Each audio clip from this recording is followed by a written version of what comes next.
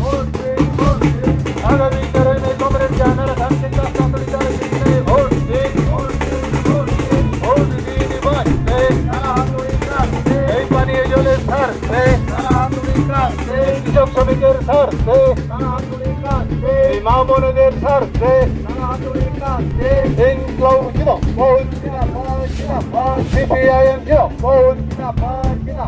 আগামী 13 মে কাস্তা তরিকার জিতলে ভোট দিন আগামী 13 মে আসছে দিন কাস্তা তরিকার জিত আমাদের এই প্রচার শুরু হতে চলেছে। জাহানারা খান যিনি জামুরিয়ার এমএলএ ছিলেন, জামুরিয়া পঞ্চায়েত সমিতির সভাপতি ছিলেন, তিনি আমাদের সঙ্গে রয়েছেন এবং সেই সঙ্গে রয়েছেন আমাদের কংগ্রেস নেতা বংশগোপাল চৌধুরী, তিনিও রয়েছেন। আপনারা সকলে আসুন।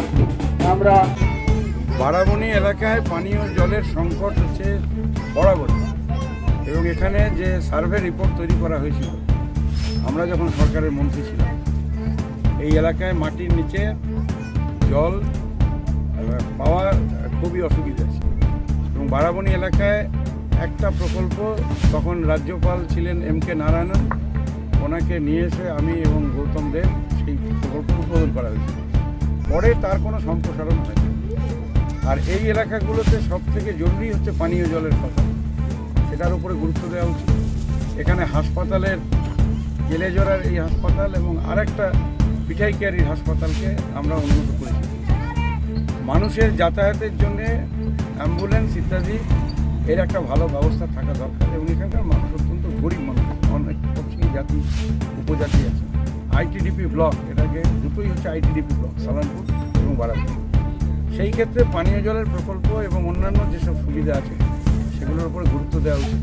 আর ধসের যে বিষয় আছে বারাবণী সালানপুরে, এটা অত্যন্ত দুঃখের এবং লজ্জার যে রাজ্য সরকার এডিডিএতে 2011 সালের পরে যে টাকা এসেছে এবং এই সংক্রান্ত সুপ্রিম কোর্টের রায় ছিল, তখন এমপি ছিলেন এবং সিএমএসআই জেনারেল সেক্রেটারি ছিলেন হারাধন রায়।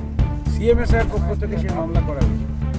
তারপরে যে রায় বেরোয়, বুদ্ধদেব ভট্টাচার্যের ঘরে কোল ইন্ডিয়ার চেয়ারম্যান পার্থ ভট্টাচার্য ছিলেন, আমি ছিলাম, এবং তখন যা ঠিক হয়েছিল সেই অনুযায়ী একটা পুরো প্রজেক্ট রিপোর্ট ইত্যাদি তৈরি করে তার পুরো তালিকা করা আছে কোন কোন গ্রাম এর মধ্যে যুক্ত আছে। এবং আমি তখন অর্থমন্ত্রী ছিলেন, পরে উনি মহামান্য রাষ্ট্রপতি হন প্রণব, ওনার সঙ্গে কথা বলি, তখন উনি বলেছিলেন যে এই টাকা কিছুদিনের মধ্যে যাবে।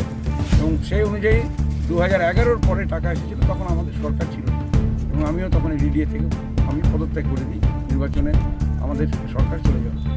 তো ওই টাকা 17-18 সাল পর্যন্ত পড়ে থাকে। মাননীয় মুখ্যমন্ত্রী একটা প্রশাসনিক সভাতে উনি হঠাৎ বলেন, আমি সেটা টিভিতে দেখলাম, যে হাউজিং ডিপার্টমেন্ট এই কাজ করবে। তাহলে 7 বছর এই টাকা পড়েছিল এডিডিএ। হাউজিং ডিপার্টমেন্টের তখন যিনি সেক্রেটারি ছিলেন, তাকে দিয়ে খলিল আহমেদ সাহেবকে বলা হয়েছিল। তারপরে একটা বাহাদুরপুরে জামুরিয়ার কাছে জায়গা দেখা হয়েছিল, কিছু হয়নি। সেই ঘরবাড়িগুলো দরজা জানলা এখন নেই এবং পুনর্বাসনের এই গোটা প্রকল্পটা বানচাল হয়ে গেছে। আমি প্রধানমন্ত্রীকে 1 মাস আগে একটা চিঠি দিয়েছি, প্রাক্তন সাংসদ। বহুলাতে একটা বড় ধস হয়েছে এবং সেখানে বাচ্চাদের একটা স্কুল আছে, যে কোনো সময় বিপদ হতে পারে, প্রাইমারি স্কুল, বাচ্চাদের স্কুল। কিন্তু এটা নিয়ে যথেষ্ট কাজ হলো না এবং এই টাকা পড়ে আছে। আমি জানি না এই টাকা ফেরত চলে যাবে কিনা এবং এরপরে ভবিষ্যৎ কী হবে এটাও আমি বলতে পারবো।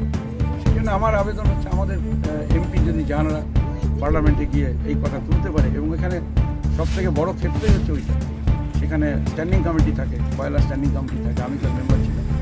এই কাজ করার জন্য আমি চাইবো যে জাহানারা খানের হাত শক্ত হোক, আর পার্লামেন্টে গিয়ে কথা বলার জায়গাতে আমাদের জামুরিয়া বিধানসভা কেন্দ্রের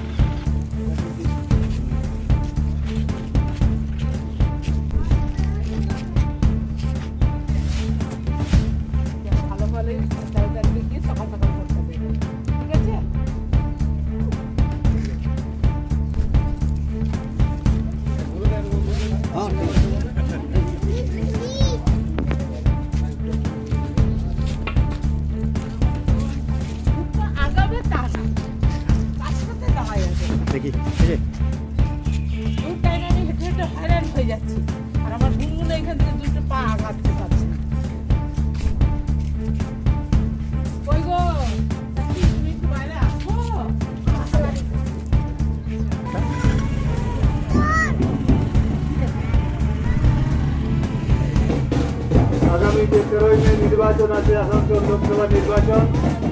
সেই নির্বাচনে আমরা কংগ্রেস সমর্থিত সিপিআই এর প্রার্থী